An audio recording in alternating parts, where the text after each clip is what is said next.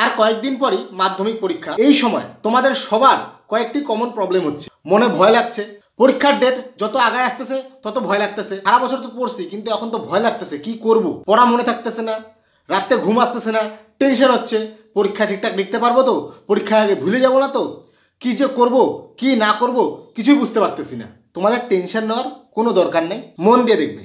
আমি উজ্জ্বল তোমাদের সকলকে স্বাগত জানাই knowledge history and study YouTube platform. আজকে আমি তোমাদের কয়েকটি কাজ বলবো, যেগুলি তোমরা যদি করো পরীক্ষার আগে তোমাদের পরীক্ষা 100% খারাপ হবে। হ্যাঁ, এগুলি করলে তোমাদের পরীক্ষা 100% খারাপ হবে। তুমি যতই ভালো করে থাকো, যতই যা করে থাকো, এই কাজগুলি যদি তুমি করো তোমার পরীক্ষা খারাপ হবে। সুতরাং এই কাজগুলিকে অ্যাভয়েড করতে হবে, এই কাজগুলি করা যাবে না। সবাই তো বলে কি কি করতে হবে, আমি বলবো যে তুমি কি কি করবা না। প্রথম যেই কাজটি করা যাবে না সেটি হলো নেভার ডিসকাস। কোনো আলোচনা করা যাবে না। কার সাথে? বন্ধুদের সাথে। তোমাদের মনে এই সময় হাজারো প্রশ্ন উঠতে পারে যে আমার বন্ধু কি পড়তেছে, একটু শুনি। সবারই ইচ্ছা থাকে তার বন্ধুর থেকে বেশি নাম্বার পাও, আর এটা কোনো খারাপ না। সবার মনেই থাকে যে আমি বেশি নাম্বার পাবো, আমি ভালো রেজাল্ট করব। এর জন্য তোমরা কি করো? বন্ধুকে ফোন করো যে ভাই কি কি পড়লি, কয়টা চ্যাপ্টার পড়লি, ইতিহাসে কি পড়লি, বাংলায় কি পড়লি, অঙ্ক কি কি করলি। তোমার বন্ধুও শেয়ানা, সেও জানে যে তুমি ওর কাছ থেকে কথা বার করতে যাচ্ছ। টুক করে ও যদি 1 পড়ে, ও তোমাকে 10 বলবে যে আমি এত এত পড়ছি, এই পড়ছি, সেই পড়ছি, অমুক পড়ছি, তমুক পড়ছি, এতগুলো চ্যাপ্টার পড়ছি। যেই তুমি ওর কথা শুনলা, তুমি আন্ডার কনফিডেন্ট হয়ে গেলা যে ভাই ও তো অনেক কিছু পড়ছে, আমি কি করব, আমি তো কিছুই পড়ি নাই, তাহলে আমিও ওগুলা পড়বো। বাস, ট্র্যাপে ফেসে যাবা। যেই তুমি ওর কথা শুনে ওগুলা পড়তে যাবা, তুমি যেগুলা নিজে পড়ছো সেগুলা ভুলে যাবা। কারণ কি, তুমি তো ওগুলা রিভিশনই দিবা না। নিজের পড়াকে তুমি তুচ্ছ মনে করবা, আমি যা পড়ছি তা কিছুই আসবে না, ও যা পড়ছে সব আসবে। এইখানে তুমি বড়সড় মাত খাবা। নিজে যা পড়ছো তার উপর ভরসা রাখো, সেগুলোকেই রিভিশন দাও। কোনো ডিসকাশনে যাবা না, তুমি ওকে কোনো উপদেশ দিতে যাবা না ভাই এগুলো এগুলা পড়। ওর থেকেও কোনো উপদেশ নিতে যাবা না যে আমি কি কি পড়বো। উপদেশ দেওয়া নেওয়া বন্ধ। যা উপদেশ পরীক্ষার পরে নিবা। এরপরে কি করা যাবে না? রিভিশন বন্ধ করা যাবে না। তোমরা এতদিন ধরে যাই পড়ছো, যেটাই পড়ছো, সেটিকে তো রিভিশন করতে হবে, এবং এই রিভিশনটি কন্টিনিউয়াসলি চলা যেতে হবে। তোমাদের এখনো অনেকের সিলেবাস কমপ্লিট হয়ে গেছে, আবার অনেকের কিছুটা বাকি আছে, তারা নতুন পড়ছো। কিন্তু যারা নতুন পড়তেছো, তারা নতুন পড়ার সঙ্গে সঙ্গে অবশ্যই পুরানোটা রিভিশন করবা। নাহলে কি হবে, নতুন যখনই পড়বা পুরানা ভুলবা, আর পুরানা যদি ভুলে যাও তাহলে আর লাভ কি হইলো। সুতরাং রিভিশন বন্ধ করা যাবে না। রিভিশন তোমার সাকসেসের চাবি। যত রিভিশন দিবা তত মাথায় স্টোর হবে। এর পরবর্তী কাজ, বেশি রাত জাগা যাবে না। এই সময় তোমরা অনেকেই রাত জেগে পড়াশোনা করছো, কারণ পরীক্ষা সামনে। কিন্তু পরীক্ষার 5-7 দিন আগে থেকে তোমরা রাত জাগাটা অ্যাভয়েড করবে। তোমরা যদি রাত্রি 3টা বা 3:30 অবধি পড়ো, তাহলে দিনের বেলা ঘুম পাবে।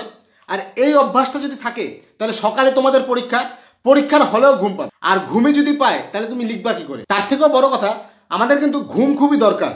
মিনিমাম 6 ঘন্টা ঘুম সত্যিই দরকার, নাহলে কিন্তু মাথা স্টোর করবে না পড়াশোনা। রাত্রেবেলা কি হয়, যখন আমরা ঘুমাই আমাদের মাথা প্রয়োজনীয় জিনিসগুলি স্টোর করে, আর যেগুলি অপ্রয়োজনীয় জিনিস সেগুলি ডিলিট করে দেয়।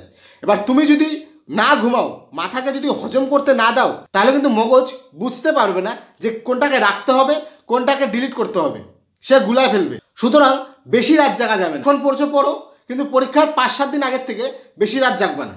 এরপরে কি, পরীক্ষার আগের রাতে ভয় পাওয়া চলবে না। হ্যাঁ, পরীক্ষার আগের রাতে হালকা হালকা ভয় সবার লাগে। এক্সাম ফিয়ার হয় যে আমি যা যা পড়ছি তাতে আসবে তো, পরীক্ষায় প্রশ্ন ভালো আসবে তো, না কঠিন আসবে, যদি আসে আমি কি পারবো, এইসব ভয় সকলেরই হয়। কিন্তু এটাকে মাথায় চড়তে দেওয়া যাবে না। পরীক্ষার আগের দিন রাতে বেশি রাত অবধি পড়াশোনা করবা না। তুমি যদি রাত জেগে পড়াশোনা করো, পরীক্ষার হলে যায় যদি ঘুমাও, তাহলে তোমার ওরকম পড়ে লাভ কি? পরীক্ষা যদি লিখতেই না পারো। বুঝাতে পারলাম? এছাড়াও তোমরা পরীক্ষার 2-3 দিন আগের থেকে রিচ খাওয়া অ্যাভয়েড করবা। তেল, ঝাল, মশলা এগুলি অ্যাভয়েড করবা। পরীক্ষার আগের রাতে হালকা ফুলকা খায়ে 10টা থেকে 11টার মধ্যে ঘুমিয়ে পড়ার চেষ্টা করো। পরের দিন সকালে উঠবা, স্নান টান করে পরীক্ষা দিতে চলে যাবে। এর পরের কাজ কি, পরীক্ষার দিন পরীক্ষার হলে গিয়ে বেশি কথা বলা চলবে না। অন্য স্টুডেন্টদের সাথে বা বন্ধুদের সাথে বেশি বকবক করা চলবে না, বেশি লাফালাফি করা চলবে না। মাথাকে একদম রিল্যাক্স করতে হবে, ঠিক আছে? পরীক্ষার হলে গিয়ে কারোর সাথে বেশি কথা বলার দরকার নাই, কিচ্ছু বলার দরকার নাই। কে কি পড়ছে পড়ুক, তুমি যা পড়ছো, নিজের উপর বিশ্বাস রাখো এবং পরীক্ষা দিবা।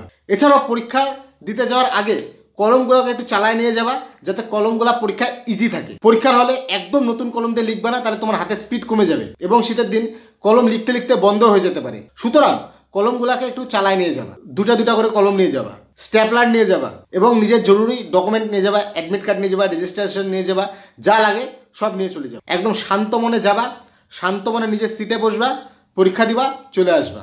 এবং পরীক্ষার পরেও বেশি ডিসকাশন করার দরকার নাই, কারণ কি নেক্সট পরীক্ষা আছে। সবথেকে গুরুত্বপূর্ণ কাজ, নিজের সেলফ কনফিডেন্স কখনো হারাবা না, নিজের উপর ফুল কনফিডেন্স রাখবা।